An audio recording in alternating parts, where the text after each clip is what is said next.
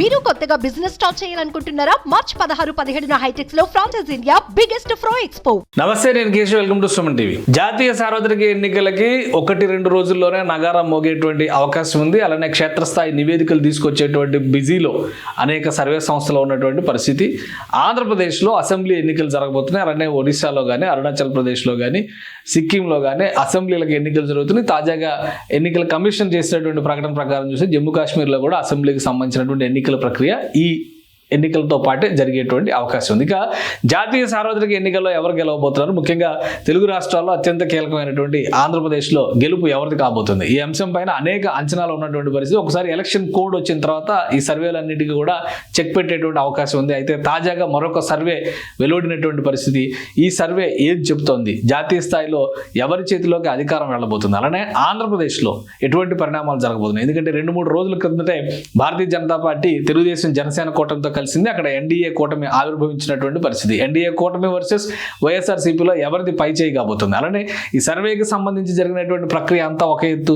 ఫైనల్గా బీజేపీ కూటమిలో చేరితే జరగబోయేటువంటి పరిణామాలు ఏంటి, ఈ అంశం పైన కూడా ఈ సర్వే ద్వారా ప్రత్యేకంగా డేటా సేకరించినట్టుగా ఆ సంస్థ తెలుపుతోంది. ఏంటి ఆ సర్వే, ఆ వివరాలు ఒకసారి తెలుసుకునేటువంటి ప్రయత్నం చేద్దాం. జాతీయ స్థాయిలో అనేక సర్వేలు జరుగుతున్నటువంటి పరిస్థితి ఉంది. అదే క్రమంలో ఆంధ్రప్రదేశ్ జాతీయ ఎన్నికలకు సంబంధించి జన్మత్ పోల్స్ సంస్థ ఒక సర్వే రిలీజ్ చేసింది తాజాగా.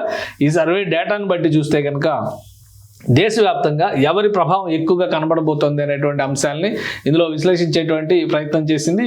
ఇది ఎక్కువగా ఉత్తరాదికి సంబంధించినటువంటి సంస్థ, అలానే రాజస్థాన్ బేస్డ్గా కార్యకలాపాలు నిర్వహించేటువంటి సంస్థ జన్మత్ పోల్స్ అనేటువంటి సంస్థ ఈ డేటాను రిలీజ్ చేసింది. ఈ రిలీజ్ చేసినటువంటి డేటాను ముందుగా జాతీయ స్థాయిలో ఎలాంటి పరిణామాలు జరగబోతున్నాయో ఎలాంటి విశ్లేషణ చేసినా మనం చూద్దాం. అలానే రాష్ట్రాల వారీగా కూడా డేటా ఇచ్చినటువంటి పరిస్థితి ఉంది. ఇది హర్యానాకి సంబంధించినటువంటి రిపోర్ట్. ఇక్కడ మనం తాజాగా ఇప్పుడు రిలీజ్ చేసినటువంటి తాజా రిపోర్ట్, ఇది హర్యానాకు సంబంధించినటువంటి రిపోర్ట్. ఇలానే అన్ని రాష్ట్రాలకు కూడా ఇచ్చారు. ఆంధ్రప్రదేశ్కి అసెంబ్లీకి కూడా ఎన్నికలు జరుగుతున్నాయి కాబట్టి ఆంధ్రప్రదేశ్కి ప్రత్యేకంగా అసెంబ్లీ ఎన్నికల్లో ఎవరి ప్రభావం ఎక్కువగా ఉంటుంది అనేటువంటి అంశం పైన కూడా ఈ సర్వే తెలియజెప్పినటువంటి పరిస్థితి. ఇది ఓవరాల్గా దేశవ్యాప్తంగా 2024 ఎన్నికలకు సంబంధించి జన్మత్ పోల్స్ ఇచ్చినటువంటి డేటా. ఇది మొత్తం 543 సీట్లకు సంబంధించినటువంటి ఓటింగ్ జరుగుతున్నటువంటి పరిస్థితి ఉంది. అలానే జన్మత్ పోల్స్ 2024 లోక్సభ ఎలక్షన్స్ కు సంబంధించి ఇచ్చినటువంటి డేటాను మనం ఇప్పుడు చూస్తున్నాం. ఇందులో మొత్తం దేశవ్యాప్తంగా 543 నియోజకవర్గాలకి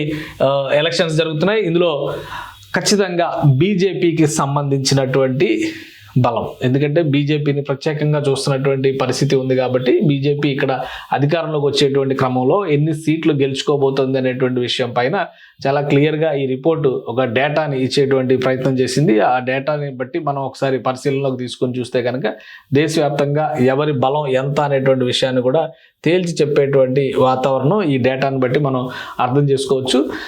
లోక్సభ ఎలక్షన్స్ 2024కి సంబంధించినటువంటి డేటా మొత్తం 543 సీట్లకి ఓటింగ్ జరిగితే బీజేపీగా ఎన్డీఏగా కాదు, ఇది ఓన్లీ బీజేపీగా 326 నుంచి 328 సీట్లు గెలవబోతోంది. అంటే అధికారంలోకి మళ్ళీ వచ్చేది ఖచ్చితంగా భారతీయ జనతా పార్టీ నేతృత్వంలోని ప్రభుత్వమే అనేటువంటి సంకేతాలు ఈ రిపోర్ట్ చాలా క్లియర్గా ఇచ్చినటువంటి పరిస్థితి.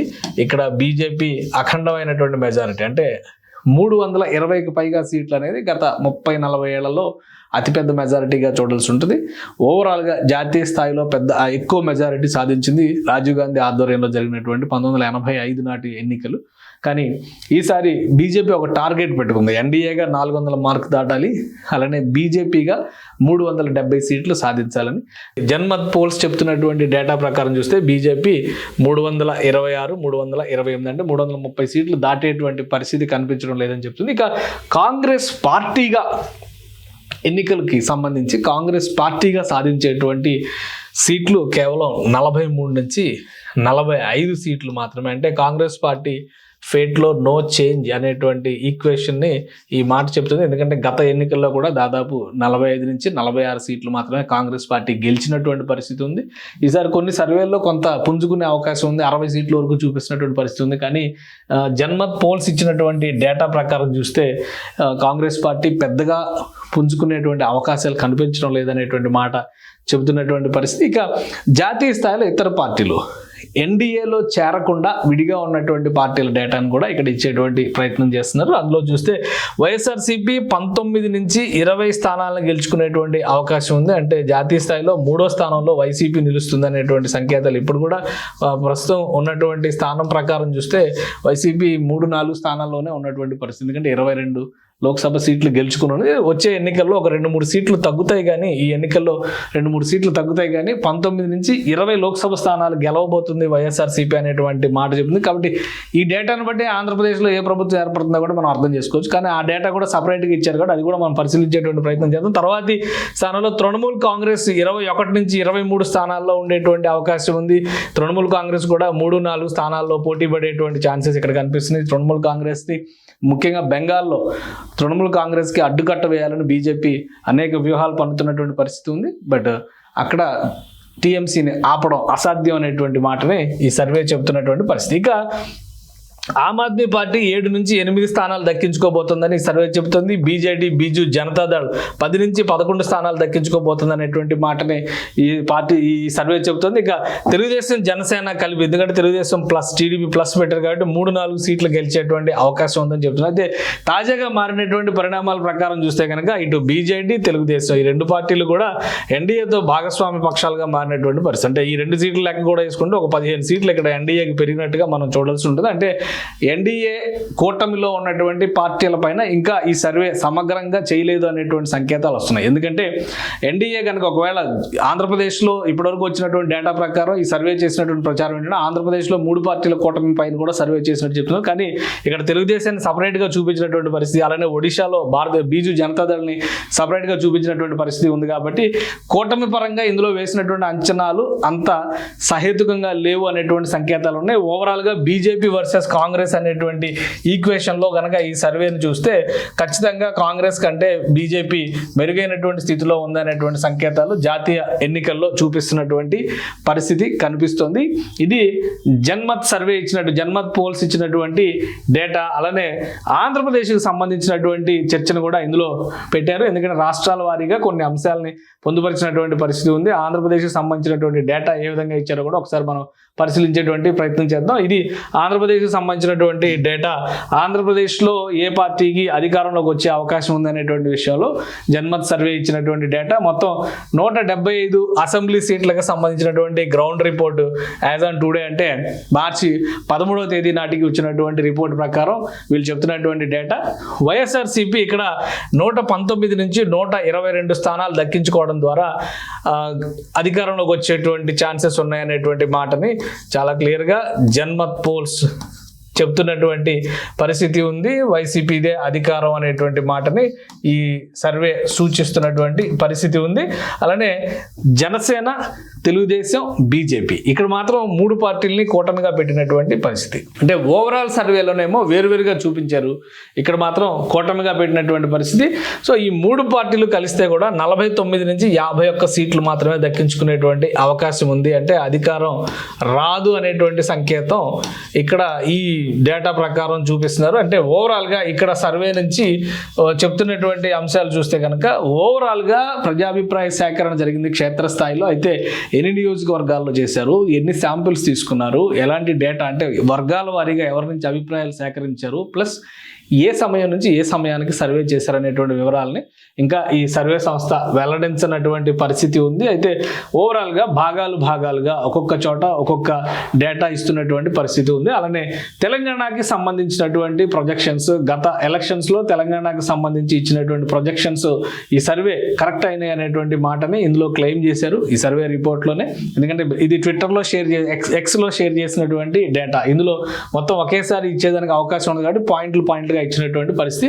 తెలంగాణలో టుడే సత్తా బజార్ అనేటువంటి పేరుతో చేసినటువంటి జన్మత్ పోల్స్ సర్వే 23కి సంబంధించి, అంటే 2023 అసెంబ్లీ ఎన్నికలకు సంబంధించి వీళ్ళు ఇచ్చినటువంటి డేటా. కాంగ్రెస్ పార్టీ 63 నుంచి 65, బీఆర్ఎస్ పార్టీ 45 నుంచి 47, అలానే బీజేపీ 5 నుంచి 6, ఎంఐఎం 5 నుంచి 7 ఈ డేటా ఇచ్చారు. కాబట్టి కాంగ్రెస్ ఇక్కడ అధికారంలోకి వచ్చింది కాబట్టి మా సర్వే కరెక్ట్ అని చెప్తున్నటువంటి పరిస్థితి ఉంది. అయితే ఇక్కడ మనం ఒరిజినల్ ఫిగర్స్ కనుక చూస్తే కాంగ్రెస్ పార్టీ 64 54 ప్లస్ మిత్రపక్షం 1 65 వచ్చినటువంటి పరిస్థితి దాదాపుగా ఇక్కడ వేసినటువంటి అంచనాకి సమానమైనటువంటి పరిస్థితి వచ్చింది. ఇక బీఆర్ఎస్ పార్టీ పరిస్థితి చూస్తే 39 స్థానాలు మాత్రమే బీఆర్ఎస్కి వచ్చినాయి. ఇక్కడ 45 నుంచి 47 వరకు ప్రొజెక్ట్ చేసినటువంటి పరిస్థితి. కాబట్టి అక్కడ రాంగ్ అంటే కొంత తేడా వచ్చింది. ఒక 5-6 సీట్లు 7 సీట్లు దగ్గర తేడా వచ్చినటువంటి పరిస్థితి కనిపిస్తుంది. ఇక బీజేపీకి సంబంధించి 5 నుంచి 6 సీట్లను అంచనా వేశారు.